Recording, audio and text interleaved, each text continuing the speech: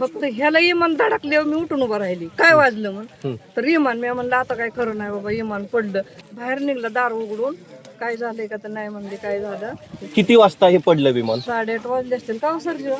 8:30. काय तुम्हाला कसं कळालं काय होतंय, आजूबाजूला काय घडलं, मला कसा आवाज काहीच आला? कळालं नाही. मी हे तेलतराच्या आड होते.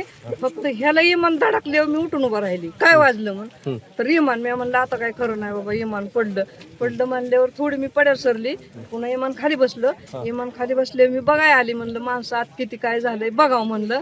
तर आमच्यातली काय म्हणली, पुढं जाऊ नको, बिटली इमान, ते तिथे आयल असतं. मग अजून मागे सरली. मग ते किती माणसं होती त्याच्यात? एकच काय शाबत होतं? लागलं होतं का त्यांना? काहीच नाही अजिबात झालं त्याला. मग त्यांनी काय केलं, सगळं बंद केलं.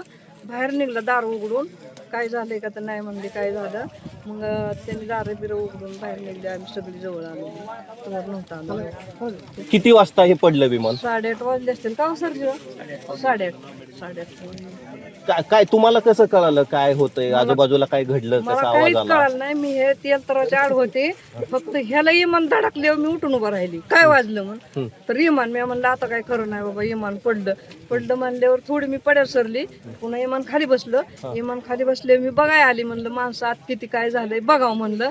तर आमच्यातली काय म्हणली, पुढं जाऊ नको, बिटली इमान, ते तिथे आयल असतं.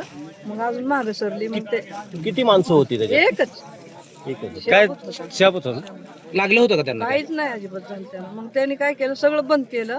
बाहेर निघलं दार उघडून, काय झालंय का तर नाही म्हणले. काय झालं, मग त्यांनी दार बिरं उघडून बाहेर निघले. आम्ही सगळी जवळ आलो.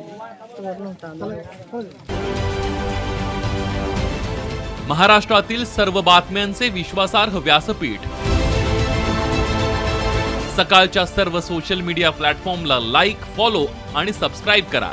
तसंच सर्व नोटिफिकेशनसाठी बेल आयकॉन प्रेस करायला विसरू नका.